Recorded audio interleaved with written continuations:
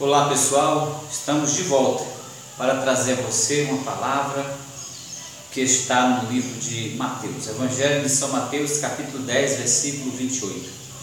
Jesus disse: não temais aqueles que podem matar o corpo, ou aquilo que pode matar o corpo, temei muito mais aquele que pode fazer perecer no inferno, tanto a alma quanto o corpo.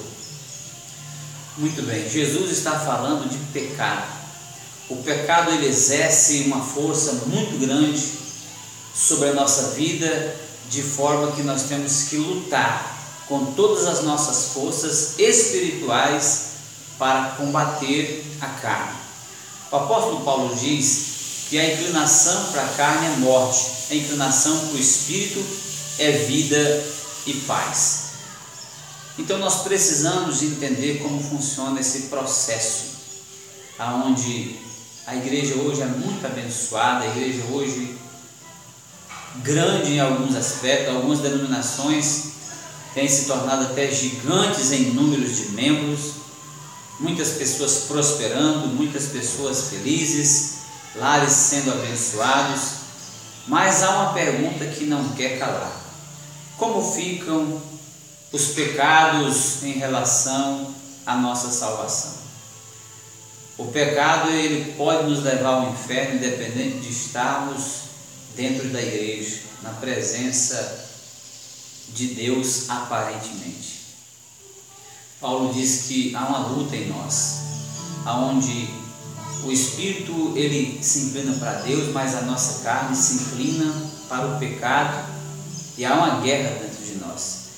E ele diz assim: o mal que eu não quero, isso faço, o bem que eu quero, isso eu não faço, miserável homem que sou. Então nós vamos perceber constantemente erros, falhas, de forma que a gente diz: Deus é fiel, e é verdade, Deus é fiel, mas é muito difícil também dizermos eu sou fiel a Deus, porque mesmo aqueles que afirmam serem fiéis a Deus, quando nós olhamos para a palavra e vemos que não há um justo, um sequer, que todos se extraviaram e se fizeram inúteis, não há quem faça o bem, não há um sequer, diz a palavra. Por isso mesmo Jesus veio ao mundo, para ser sacrifício perfeito para a salvação da humanidade, porque não há outro além de Jesus. Ele em tudo foi tentado e sem pecado, diz a carta aos Hebreus. Então eu quero hoje lembrar de algumas coisas que eu aprendi na minha jornada com Deus, ainda na minha infância com Deus, aonde nós fomos orientados pelos nossos pastores que você deve orar a Deus quando você percebe que há na sua vida práticas, pecados que você sabe que Deus ele não aprova, que Deus rejeita, que Deus tem ânsia de vômito de algumas coisas que nós fazemos em oculto. E então nosso pastor falava assim, que devemos orar para Deus colocar nojo em nós. Quando oramos por uma pessoa viciada, por exemplo, a gente ora e diz: Senhor, coloca nojo, que essa pessoa sinta nojo do vício, sinta nojo do pecado, sinta nojo da prostituição e assim por diante. Porque é desta maneira, é alimentando o espírito, que nós vamos vencer a carne. Se a nossa carne está prevalecendo, é porque nós estamos alimentando a nossa carne com deleites, com prazeres carnais.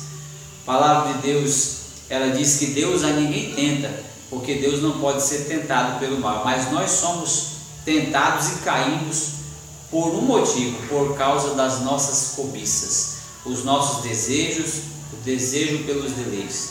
E a palavra de ordem no momento é ostentação. Tanto o ímpio quanto o cristão tem esse desejo de ostentar, de buscar o melhor dessa terra, como diz Isaías 19. Mas nós não podemos cometer o erro de achar que o céu é aqui, porque o céu não é aqui. Assim como o inferno não é aqui, nós também cremos que o céu não é aqui. E importa que através das tribulações nos acheguemos a Deus. Então não vamos nos enganar e achar que está tudo bem, porque jamais a fartura, a bênção aqui na terra implica que nós estejamos realmente bem com Deus. Não se esqueça de uma coisa: Deus não negocia com o pecado. Ele ama o pecador, Ele ama a mim, ama você, mas Ele abomina o que nós fazemos que vai contra os princípios da sua palavra. Deus arrebatou o profeta Ezequiel e mostrou para Ezequiel o que os sacerdotes de Israel faziam fora do altar, fora da igreja.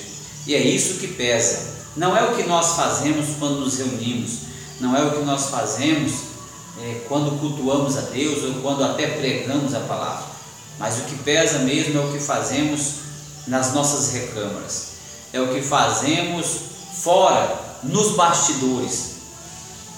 É importante que a igreja pense nisso, porque Jesus Cristo prometeu que voltaria. João 14, Ele disse que voltaria para buscar a sua igreja. Em Efésios 5 diz que Ele quer uma igreja sem manchas, sem máculas, sem rugas ou coisas semelhantes a estas, pois foi por isso que Ele morreu e derramou o seu sangue, para nos lavar de todo pecado. E uma vez lavados no pecado, de forma alguma podemos voltar como a porca lavada voltou para o espojadouro de lama, como o cachorro que vomitou e tornou a comer o próprio vômito.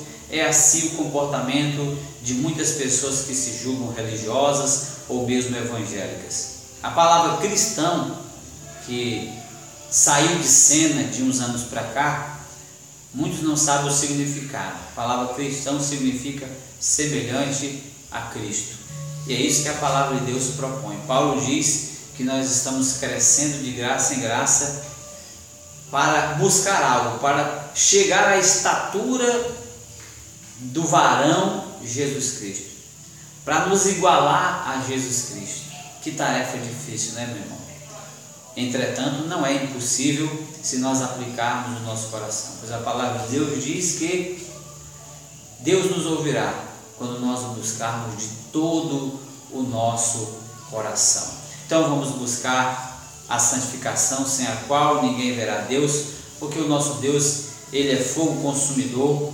Ele ama o pecador, mas Ele aborrece, Ele abomina o pecado, Ele tem asco, Ele tem nojo de toda injustiça, de toda prostituição, de todo vício, de todas as palavras torpes, de todos os ritmos que não são para louvar a Deus, mas sim para disseminar o mal, para disseminar a prostituição, para trazer ao mundo mães que vão criar seus filhos sem saber quem são os seus pais e coisas dessa natureza. E o mundo cada vez mais se torna insuportável para se viver, injusto, desleal, desumano, mas tudo isso são consequências das nossas escolhas.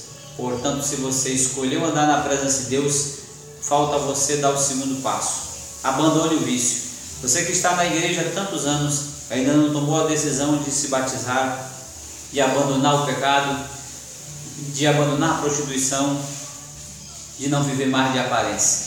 Saiba de uma coisa: Deus não vê como vê o homem, Ele conhece o coração, Ele nos vê pelo lado de dentro. Não vamos nos enganar, mas vamos buscar cada dia, sendo violento, abnegando, resistindo, pois a palavra diz: sujeitai-vos, pois, a Deus, resisti ao diabo e ele fugirá de vós. Que Deus abençoe a sua vida, o seu lar, o seu ministério e tudo aquilo que as suas mãos fizer, prospere em nome de Jesus. Que Deus abençoe e muito obrigado.